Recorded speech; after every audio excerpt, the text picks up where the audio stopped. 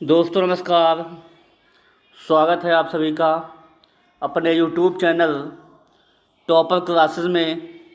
देखेंगे हम आज जो सक्षमता परीक्षा 2.0 हुई है उसमें जो पूछे गए प्रश्न हैं उनको आज सम्मिलित किया हूँ, जिसमें सामान्य जानकारी के अंतर्गत कुछ महत्वपूर्ण सवालों की आज मैं चर्चा करूँगा जो टॉप एमसीक्यू हैं, जो आने वाली परीक्षाओं के लिए भी अति महत्वपूर्ण साबित होगा। जैसे सक्षमता परीक्षा 3.0 है, यूपी टेट है, सी टेट है, सुपर टेट है, वीपीएससी टीआरई 4 है, चाहे आगामी एनटीपीसी होने वाला रेलवे एग्ज़ाम हो, चाहे एसएससी जीडी हो, इन सभी परीक्षाओं के लिए अति महत्वपूर्ण होगा। एक बार ज़रूर देखिएगा। अगर कंटेंट आपको अच्छा लगे तो प्लीज़ चैनल को लाइक करिएगा, सब्सक्राइब करिएगा, दोस्तों में शेयर करिएगा। एक बार ज़रूर देखिएगा। चलते हम पहले क्वेश्चन पर। पहला क्वेश्चन है, निम्नलिखित में से कौन सा प्रारूप क्रिकेट के खेल से संबंधित नहीं है? पहला ऑप्शन है टेस्ट मैच, दूसरा है वनडे मैच, तीसरा है 2020 मैच और चौथा है 2050 मैच। देखिएगा, आप लोग मैच देखते होंगे, नहीं देखते होंगे तो मैच की आजकल सामान्य जानकारी हर किसी को होती है कि मैच 3 प्रकार से खेले जाते हैं। कौन कौन से होते हैं? पहला होता है टेस्ट मैच और दूसरा होता है 2020 मैच और तीसरा होता है वनडे मैच या 50-50 मैच। ये 3 प्रकार के जो मैच हैं जो है खेले जाते हैं इंटरनेशनल एग्ज़ाम मैच में, इसलिए टेस्ट मैच होगा पहला ऑप्शन, इसलिए ऑप्शन नहीं होगा। दूसरा भी मैच जो हो टाइप होता है वनडे एग्ज़ाम, ये भी नहीं होगा। तीसरा भी मैच होता है 2020, ये भी नहीं होगा। इसलिए इसका ऑप्शन नंबर चौथा जो है 2050 जो है मैच, इसका ऑप्शन नंबर चौथा सही जवाब हो जाएगा। समझ में आ गया होगा। ये 2050 का कोई मैच नहीं होता है, इसलिए ऑप्शन सही हो जाएगा। अगले क्वेश्चन पे दोस्तों चलते हैं। अगला क्वेश्चन है, वे जानवर जो हमारे घरों में हमारे साथ रहते हैं कहलाते हैं। पहला ऑप्शन है पालतू जानवर, दूसरा है दोनों, तीसरा है जंगली जानवर और चौथा है इनमें से कोई नहीं। देखिए, जंगली जानवर वे जानवर होते हैं जो जंगलों में रहते हैं। कहाँ रहते हैं? जंगलों में। इसलिए हमारे घरों में इनका कोई जिक्र नहीं उठेगा। दोनों का कोई मतलब लेना देना है ही नहीं, तो ऐसे जानवर क्या कहलाते हैं? पालतू जानवर कहलाएंगे। इसलिए ऑप्शन नंबर इसका पहला सही जवाब हो जाएगा। अगले क्वेश्चन पे दोस्तों चलते हैं। अगला क्वेश्चन है, निम्नलिखित में से कौन स्तनपायी परिवार से संबंधित नहीं है? पहला है कुत्ता, दूसरा है व्हेल, तीसरा है चमगादड़, चौथा है मेढक। तो दोस्तों स्तनपायी परिवार से संबंधित नहीं है, वो आपका ऑप्शन हुआ जो है चौथा मेढक जो है, इसका सही जवाब हो जाएगा। क्या हो जाएगा? मेढक। इसलिए इसका ऑप्शन नंबर चौथा सही जवाब हो जाएगा। समझ में आ गया होगा दोस्तों। अगले क्वेश्चन पर चलते हैं। अगला क्वेश्चन है, शतरंज घर के अंदर होता है तो बाहर इसमें से कौन सा गेम होगा? पहला है वीडियो गेम। वीडियो गेम जो है घर के बाहर होता है, इसलिए ऑप्शन नंबर ये नहीं होगा। कार्ड भी घर के अंदर अंदर होता है, इसका ये भी न सवाल होगा। कैरम भी घर के अंदर खेल सकते हैं, ये भी नहीं होगा। जो आपका सॉकर जो है फुटबॉल, वो आपके घर के बाहर खेला जाता है, इसलिए आपका ऑप्शन हुआ जो है तीसरा सही जवाब हो जाएगा। समझ में आ गया होगा दोस्तों। अगले क्वेश्चन पर चलते हैं दोस्तों। अगला क्वेश्चन है,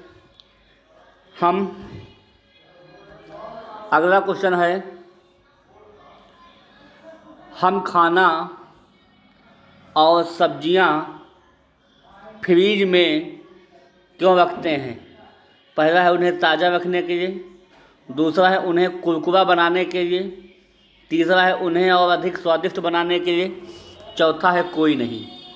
तो दोस्तों जो हम खाना और सब्जियां जो है फ्रिज में ताज़ा रखने के लिए करते हैं, इसलिए ऑप्शन जो है इसका पहला सही जवाब हो जाएगा। कुरकुरा बनाने के लिए बिल्कुल नहीं करेंगे, उन्हें अत्यधिक स्वादिष्ट बनाएंगे ये भी नहीं करेंगे। तो ऑप्शन नंबर इसका पहला सही जवाब हो जाएगा। समझ में आ गया होगा दोस्तों आप लोगों को। अगले क्वेश्चन पे दोस्तों चलते हैं, देखते हैं। अगला क्वेश्चन है, निम्नलिखित में से कौन सा घटक हमारे भोजन में प्रमुख पोषक तत्व हैं?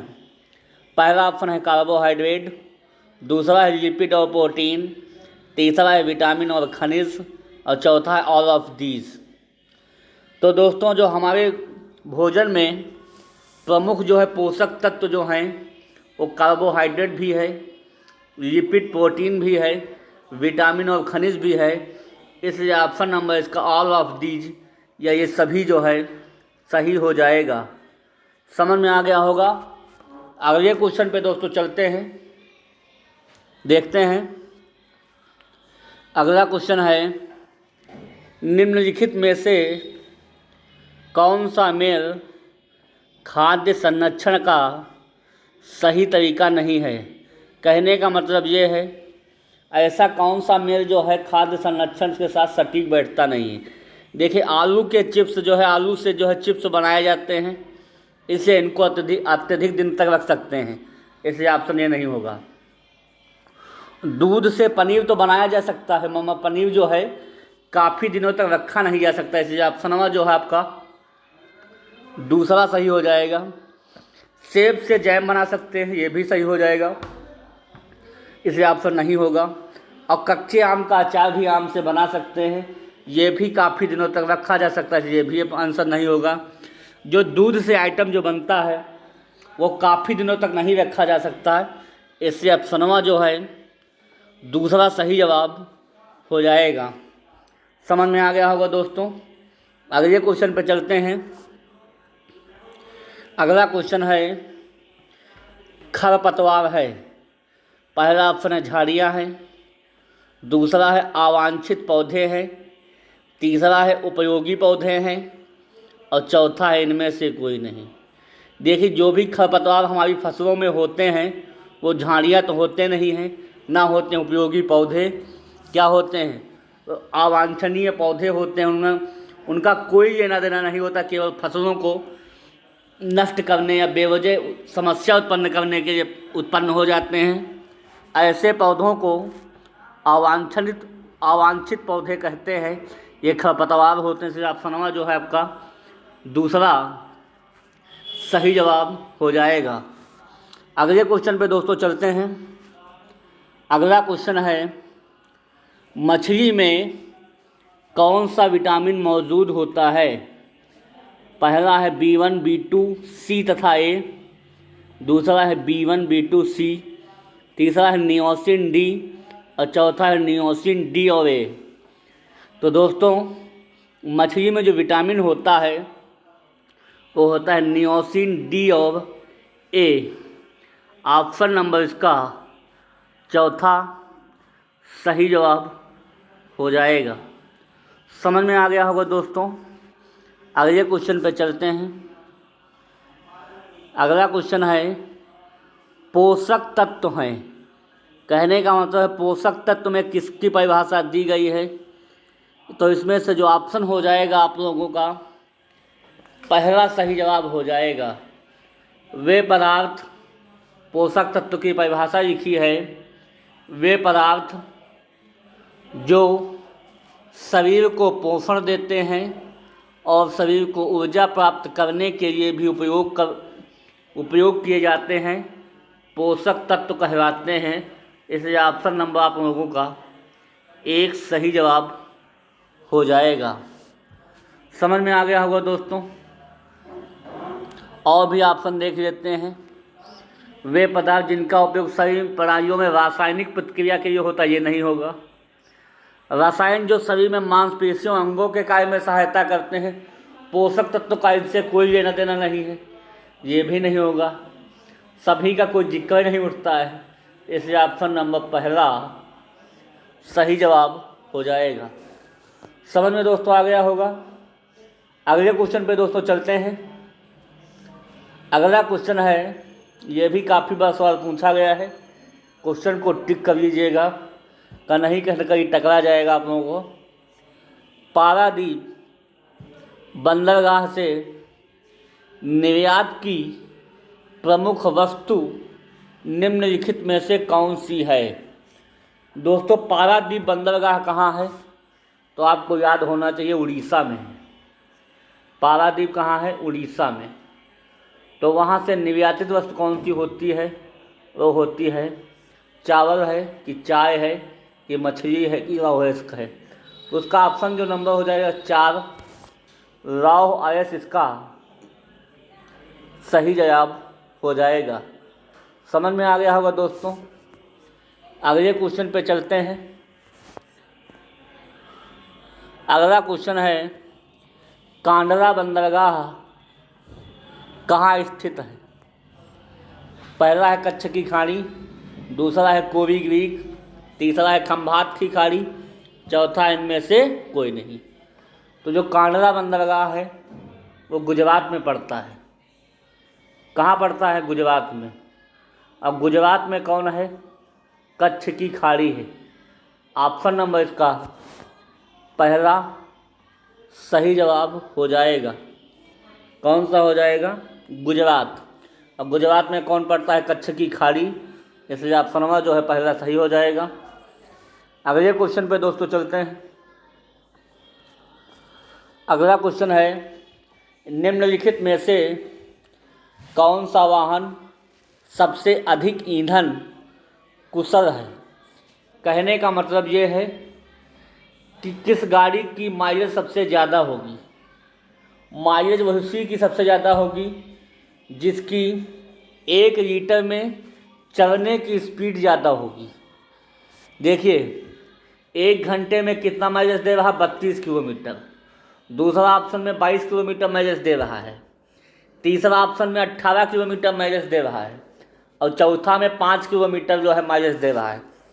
तो जो सबसे अधिक दूरी तय करेगा उसकी माइलेज क्षमता सबसे अधिक होगी, मतलब वो सबसे अच्छे किस्म का वाहन कहलाएगा।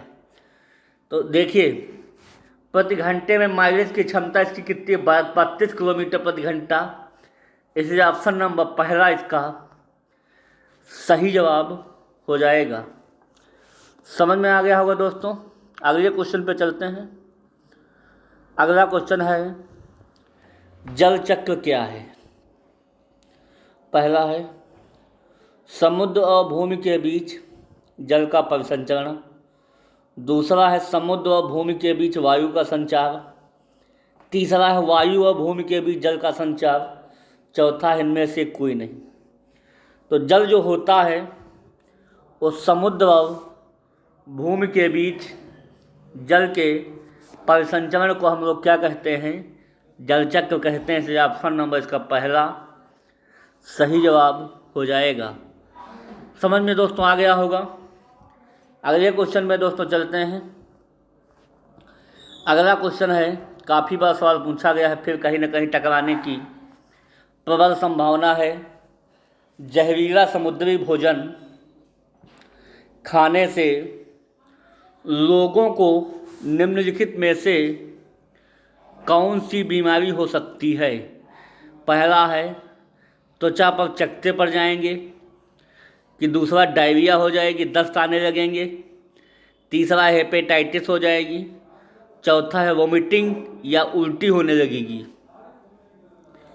तो दोस्तों इसका जो सही जवाब हो जाएगा, जहरीला समुद्र भोजन खाने से जो है आप में हेपेटाइटिस की बीमारी हो जाएगी। ऑप्शन जो है इसका तीसरा सही जवाब हो जाएगा। न त्वचा पर चकत्ते होंगे, न डायरिया होगी, न उल्टी होगी, क्या हो जाएगी, वो हो जाएगी हेपेटाइटिस की बीमारी हो जाएगी। अगले क्वेश्चन पे दोस्तों चलते हैं। अगला क्वेश्चन है, एक तालाब में साफ पानी होता है, तो निम्नलिखित में से कौन सी गतिविधि जल का सबसे कम प्रदूषण उत्पन्न करेगी। कहने का मतलब है, अगर तालाब में जल अच्छा है, शुद्ध है, स्वच्छ है, तो उसमें से निम्न में से किसके कारण प्रदूषण नहीं होगा। पहला ऑप्शन है तालाब